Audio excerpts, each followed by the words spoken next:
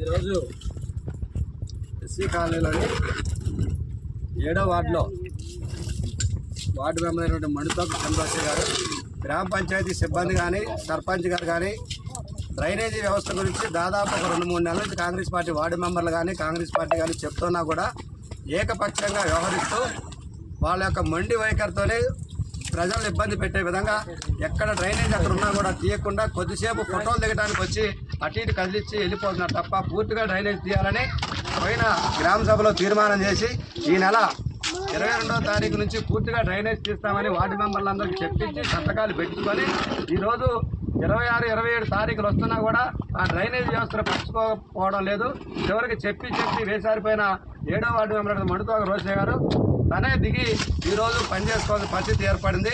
అదేవిధంగా గతంలో కూడా ఇక్కడ మంచినీటి బోరుకు సంబంధించి పైపు వేయాలని చెప్పినా కూడా కావాలని కాంగ్రెస్ వాళ్ళు చెప్పారు కాబట్టి మనం వేయొద్దని చెప్పి దాన్ని లేట్ చేయడం వల్ల వీళ్ళే దిగి సొంతంగా చేసుకొని వాళ్ళే పైపు వేసుకోవడం జరిగింది. అదేవిధంగా ఎస్సీ కాలంలో మన 2 బోర్లు పాడైన ఊరు మొత్తం బోర్లు వేసినోనే పుకార్లు లేపారు. లేదు పాడైన పంపులు 2 ఉన్నాయని మేము చూపించిన తర్వాత నిన్న మణితోక కంటిటి దగ్గర ఒక బోర్ రిపేర్ చేశారు, ఇంకో బోరుకు పైపులు వేశారు. అదేవిధంగా మేము అనేది ఏంటంటే ముందు చేస్తున్న పనులన్నీ చేయండి, ఎందుకు ఈ పనులు చేయటం లేదు, ఈ పనులు కనిపించడం లేదా? అరే మణితోక కమలమిట్టి దగ్గర 4 రోజులు అయింది లైట్ పై, ఇంతవరకు లైట్ వేసిన పాపాన పోలేదు, లైట్లు ఎందుకు వేయటం లేదు, ఈ డ్రైనేజ్ ఎందుకు తీయటం లేదు? ఎవరన్నా మాట్లాడితే వ్యక్తిగత దూషణలో దిగుతా ఉన్నారు. మేము ప్రజలకు ఉపయోగపడి పని చేయమంటున్నాం, మీరు ఎందుకు చేయట్లేదు, ఈ పనులు ఎందుకు తాత్సారం చేస్తున్నారు? మీరు కనుక ఈ పని చేయకపోతే 2-3 రోజుల్లో ఈ ఫోటోలు వీడియోలన్నీ తెసిపోయి జిల్లా కలెక్టర్ గారికి ఫిర్యాదు చేస్తాం. అదేవిధంగా మనం చనిపోయినటువంటి వర్షగాని పిచ్చయ్య గారి కుటుంబం నుంచి కూడా మల్టీపర్పస్ వర్కర్గా వాళ్ళ ఇంట్లో ఒకరిని తీసుకోవాలని ఆల్రెడీ ఎంపీడీఓ గారు చెప్పారు. మీరు కూడా అతి త్వరగా వాళ్ళు తీసుకోవాలి.